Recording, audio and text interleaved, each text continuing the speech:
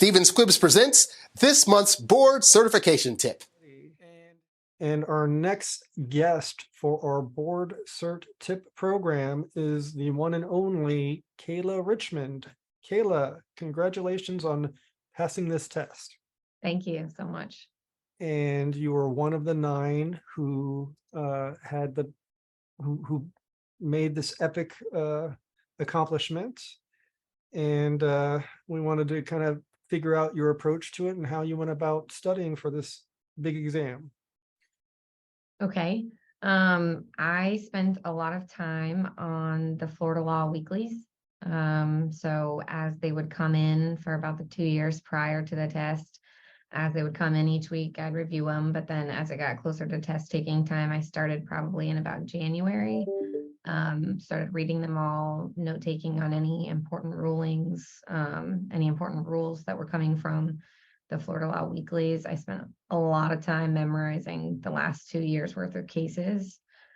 I went to the Florida Board Cert review course for the last 4 years, probably, to make sure that I was well aware of all the new things in the law.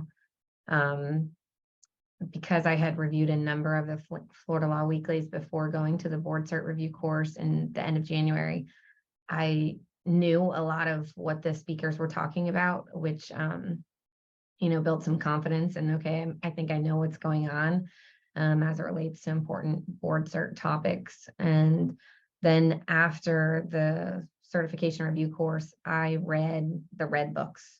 I got the hard copy of the red books and I read all of them from front to back, actually, highlighting and note taking and kind of narrowing down towards the time the test was going to be taken. I narrowed down again just the repeating themes of new information, new cases, new rules that had come out, and kind of focused on all that. So do you think you earnestly started studying January before the test?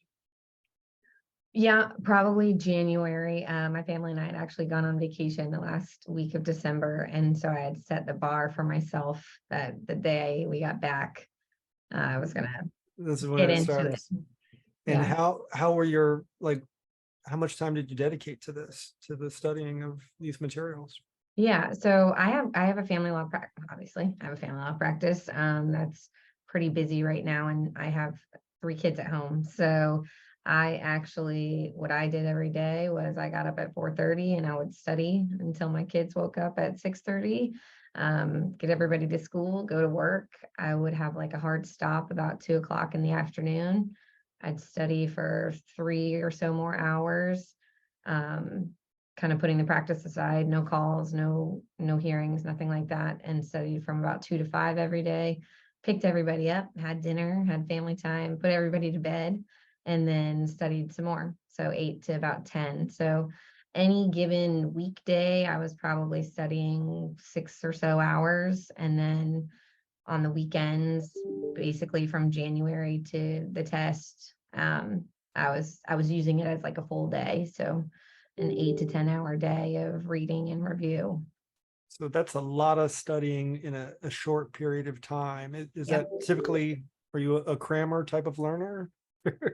No, I wasn't. I think I did it that way because I had reviewed the Florida Law Weeklies over the course of the last 2 or so 3 years casually. So I kind of did it like that in an effort to just remember it all and bring it back to the forefront of, Would you read those weeklies before the 2-year period that you started this, or do you still read them now that you have passed? I probably did 2020.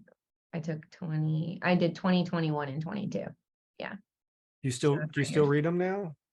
Not as diligently as I did when I was studying, but yes, I mean, they really, when I was studying, I remember writing down case names of my active cases in my practice to say, oh, this is really helpful for this case, or this is helpful for this case. And so the Florida Law Weeklies are, very helpful to your actual practice. So I now am not reading them weekly like I was. I'm more so reading them within like a month or 2 months. I'll review them and see if there's anything important and then apply them to my cases. But Yeah, I think that's a really good way just to stay current and see trends, because you see repetitive issues pop up again and again. And, those are the issues appellate courts are going to act on. So I started reading them when I studied for board cert, and I've been doing it ever since. And I think that's probably the best way for me to learn, is just the repetitive learning and writing a sentence or two about what each case means. When did you decide you wanted to do board cert? And I mean, you've been an attorney here for 10 years in Fort Myers. What gave you that incentive or desire? Yeah. I think I made partner at my law firm in 2020. And I think after becoming partner, I'm kind of a overachiever, I guess. And so I kind of was like, now what do you do? And so I looked into the board certification, and I had just qualified probably for the application and with the number of trials and things like that. And I always kept hearing that when you become board certified, it just, whether you pass the test or not, it makes you the best lawyer you're ever going to be, because of how much studying you do and how much you know in the law. And that's what I wanted to do, was be the best family law attorney I could be. And so I thought that, understanding all the material and being ready for the test was what I needed to do. And so I took it, and I'm very appreciative of the certification. I don't know that my life has changed that much since not so many people know that I've been board certified yet, but hopefully some marketing materials will start to go out. And Wait till we release this video, then everyone will be clamoring. right. Right. So a lot of people say are afraid of taking the test just because of the low passage rate. Now that you've gone through it and you pass, do you think that this is a fair test to determine as a component who's board certified? I do. I think, I went to the board cert tips and tricks at the board certification conference, and that was very overwhelming to me. I think it comes too late in the game for test takers. I don't think at the end of January they should be finding out tips and tricks. Your application is submitted in August. And so if you really want to study for the test, you really need to know kind of well in advance what you need to do. And so I would hope that, I think the test itself is it's a good way to determine, who is going to be board certified. But I think people are deterred from taking it because it's intimidating. And I think that test takers should have a lot more information probably from the beginning on kind of how to take the test, what exactly to study, what the tips and tricks are. Just getting that at the end of January is too late.